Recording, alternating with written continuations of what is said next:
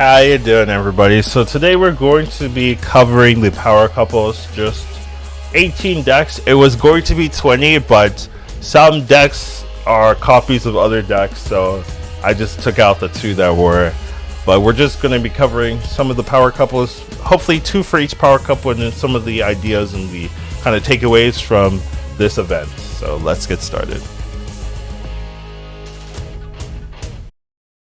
Alright, so we're going to be going through all of the power couples, trying to get at least two decks for each power couple. I will say there's the players that play power couples are quite sick freaks. They put all the power couples together.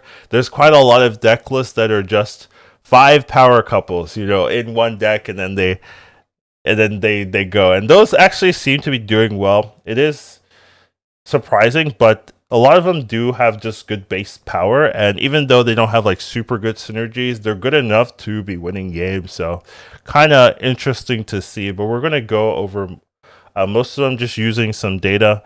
There are some power couples that have the same like best decks to play, so we'll go over them when they arise, but we'll just go through the list. First off, we have Angela and Sera. So this one, generally the synergy is there. I would say with Angela Sera, you're probably going to be leading to some kind of Hit Monkey deck. It looks like they do agree there. They are running Elsa, which I don't super love, but I do think it's still playable in the right deck list. So that is a general good use there. You can still see some power couple in there. You're running Rogue and Gambit in there. So even in the generic ones, you'll see a lot of like the people that play power couples just double date all the time, triple date all the time. Like it's just constant there. And then the second list is the kind of thing I'm talking about, where it's just like here's all power couples in one list. It actually seems to be doing well. So there isn't a lot of games with this, but it just kind of showcases like you can just play all the power couples if you want, and as long as you have the right ones. There's definitely some that don't work well with the others, but these type of decks can perform pretty well. Next up, we have Nakia and Black Panther. This is definitely one of the power couples that don't really work that well with the other ones, just because Nakia is hard to play with other synergies. Same thing with Black Panther. You kind of need some fillers or some other synergies. You can see that with Silver Surfer is definitely one of the more popular combinations people are playing the power couples in, just because there's a lot of 3-cost power couples. So people just put all the 3 costs in there, and then they've put in a Silver Surfer couple of the day, and it actually seems to be doing well. So there's definitely a lot of Silver Surfer decks within these power couples. But here you have this one. This one kind of works because you get to play Okoye, you get to play Sebastian Shaw, which is pretty good for the Nakia as well. And then Forge also works pretty well with all of the other cards that you're playing with. Like you can definitely get up to like a 5/16 Black Panther, things like that, even more if you fully commit. So there's definitely a lot of good synergies with this, and that's kind of why that one particularly works out. Second one is a little bit more I guess it's a little bit more RNG because you have the Wong in there, and Wong just makes the decks a little bit more risky.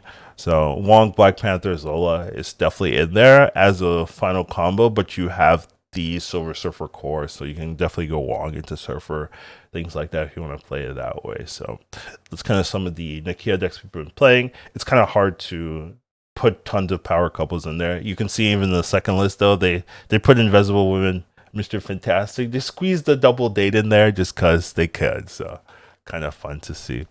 Next up, we have Agent 13 and Captain America. So the first list, right? Once again, just all the power couples in there, just going nonstop. I wonder if it's the same as the first list, right? It's not, right? Yeah. Just putting a ton of them in, all of them in, really. It's just 6 power couples and then call it a day. And the sick part is it works. It's not even bad. Like definitely one of the better lists to play Agent 13 and Captain America in. And then the third list is, the second list is I would say the most popular power couple list that you're going to see. Just running a Silver Surfer deck with a couple of the power couples, Captain America, Gambit, Rogue, Mr. Fantastic, and then Invisible Women as well, and Agent 13. Like that is probably the most popular power couple list that we have seen. It's doing decently well. It's not like crazy stats, but it has It is in the game, and you'll probably see this version quite a bit. Next up, we have Gambit Rogue.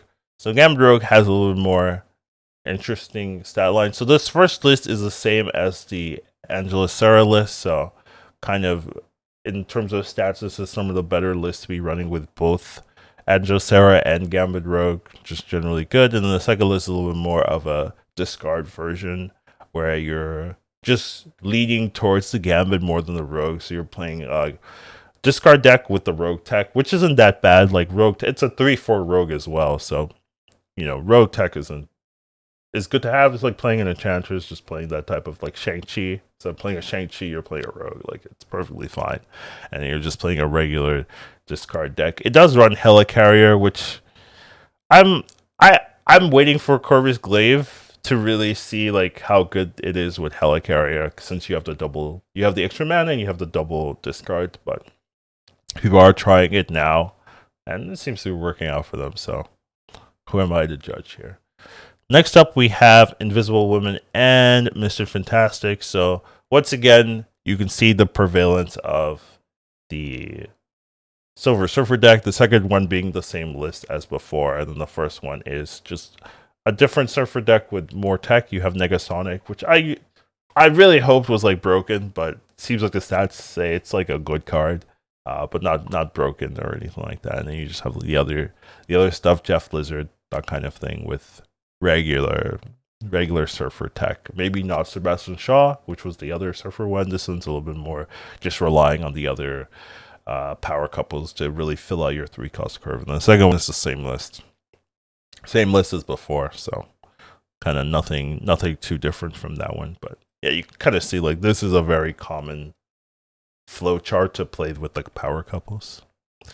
Next up, we have Iron Man and Rescue. So I personally don't like this power couple effect that much, just because you're putting Rescue from 9 to 10, and a lot of the decks, right? If you're playing these type of decks, you don't have a target for Shang-Chi, and that's like the appeal. But here you give yourself like a pretty clear target for the Shang-Chi when you do that. So I don't really like this power couple too much. However, a lot of people have been just playing this with Darkhawk, which is just good. So to me it feels like they're just being carried by Darkhawk synergies, and Ravonna Iron Man is also like pretty good, since the 5/1 is like still in target. So there's definitely some synergies that are just working just because it's a good deck with adding like an extra card in there. That's like fine. And the second one is once again another list where it's just all power couples, except for Jeff and Storm. But once again, also doing well. You could just play all the power couples that you like, and it seems to still be fine even with Rescue. So definitely cool to see. Next up, we have Miles Morales and Ghost Spider. This one is another power couple that doesn't really work that well with the others, kind of similar to Nakia Black Panther, just because the move archetype isn't like you have to invest to play Miles Morales, right? You can't just put Miles Morales in there and be like, oh yeah, it's gonna be what, a 4/6 with the power couple, woohoo! Like that's not very good. So it's just hard to play this with tons of the other power couples. You'll see some people have squeezed in some of the power couples in the first list here. You still have the Captain America, you still have the Gambit, since it's a Surfer deck once again, but you are required to play things like Spider-Man, things like Jeff, for you to have enough activators for the Miles Morales to work out there. Still doing well, but it's definitely more niche. And I'll also say that this is probably the least popular power couple to play. Just looking to the stats, there isn't that much play rate of this particular combo. So second list, generally a more standard move deck, though without the late game. But Dagger has been good, just in the stats. As long as you're not playing into things like Shadow King or anything like that, it's just been good in the stats. And if you like playing move, you can definitely squeeze this in. I wouldn't say it's super fancy, and you could definitely probably find like, I still think Silky Smooth move, just move with Craven Silk and Kingpin is probably better. But if you do want to play with the power couple, you definitely can. And then next up, we have She-Hulk, Daredevil. I would probably say this is probably the best power couple in the game, just because you're playing She-Hulk, which is already Omega popular and in very good decks, and then Daredevil with 4 power Daredevil is like not balanced. Like it's not right. So you get to play 4 power Daredevil, and you get to play just a buffed up She-Hulk plus 2 power. It's just like this. Like why is it plus 2 power? I don't understand why this one gets plus 2 here. But yeah, I would say this is probably the best power couple to be playing casually, just splashing in, and it feels really good. So we do have the first list being just a classic She-Hulk, She-Infinite, or High Evolutionary Infinite deck with She-Hulk in there, and then the second list is just a Thanos list as well, with Daredevil in there. You can play Daredevil in both lists, like kind of like a replacement for Jeff, right? But it's a 2/4 it's with Daredevil effect. Like it's just very good. So kind of this is the one that jumps out to me. It'll be like statistically better than if you didn't have power couples in there. I would say this list actually is pretty good. And then next up we have the Star-Lord Gamora. These once again you could see like the difference between the last power couple and this power couple is like night and day. You can see in the stats, the win rates, they're not as good.